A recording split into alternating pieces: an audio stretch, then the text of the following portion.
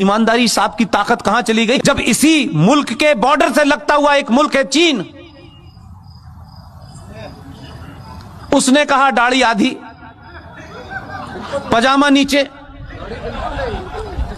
अजान बंद, मस्जिद खत्म, रोजा आधा और मोहम्मद का नाम रखा तो ऊपर। कितने मक्कार मुसलमान हैं, ये जोकर नहीं जाता कभी। ये कहे हिंदुस्तान में खड़े होकर के कि ईरान के अंदर, चाइना के अंदर मुसलमानों के साथ बड़ी नाइंसाफी हो रही है, यहां से कहोगे यहीं से उठवा लेगा वो।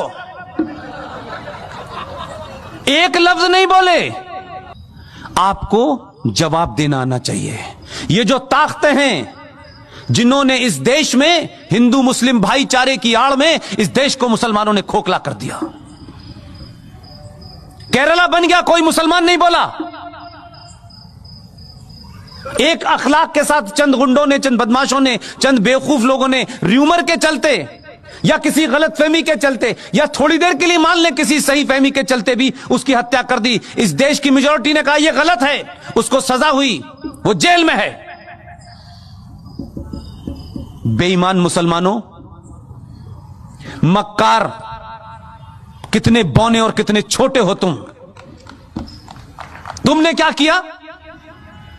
5.5 लाख कश्मीरी हिंदू पंडितों को, जहां मुसलमानों का राज था, आपने उनकी पूजा पद्धति के कारण मस्जिदों और कुरान का सहारा लिया। 5.5 लाख कश्मीरी हिंदू पंडितों को अपनी ही धरती से मार के भगा दिया। हिंदुस्तान में एक भी मुसलमान, दाढ़ी वाला और बेदाढ़ी वाला, लिबरल, मॉडर्न, बॉलीवुड से लेकर के आसाम तक एक भी मक्कार मुसलमान नहीं निकला जिसने यह कहा हो कि भारत की धरती के ऊपर यह कैसे हो सकता है, कैसे इन कश्मीरी पंडितों को मारा गया, इनका कसूर क्या था ये बताओ। एक नहीं खड़ा हुआ, चुपचाप हो गए, ये होने दिया। लेकिन बार बार बीच में निकल में आते हमारे साथ बड़ी ज्यादती हो रही है, अभी तो शुरू हुई है। इसलिए मैं बार बार कहता हूं, आप अपने फंडों को क्लियर रखें, किसी गफलत के शिकार ना हो। ये जो इस्लामिक आतंकवाद इस देश में है, जिसे कॉन्स्टिट्यूशनली, सोशली, पॉलिटिकली इस देश में बढ़ावा दिया गया है, ये जो घर वापसी आप कहते हैं, घर वापसी तो होनी चाहिए, लेकिन ये वो घर वाली वापसी जिसमें आप बिजी हो उसमें मैं बिजी नहीं हूं। ये घर वापसी 1947 से होना शुरू हो गई है।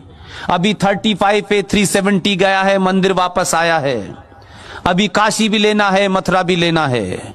इसके बाद में यूनिफॉर्म सिविल कोड भी आना है। इसके बाद में एंटी कन्वर्जन भी आना है कि जिनकी किताब ये कहती है कन्वर्ट करो, उनका दिल भर जाए। इस बार इतना कन्वर्ट करेंगे, चिंता मत कीजिएगा।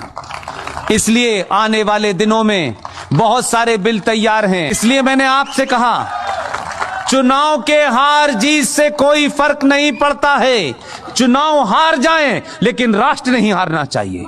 आप सब लोगों ने मेरी बातचीत सुनी और आखिर में सिर्फ इतना ही कहता हूं, सनातन के परिवार का हाथ पकड़ लीजिए, दुनिया में किसी के पैर छूने की हिम्मत जरूरत नहीं पड़ेगी।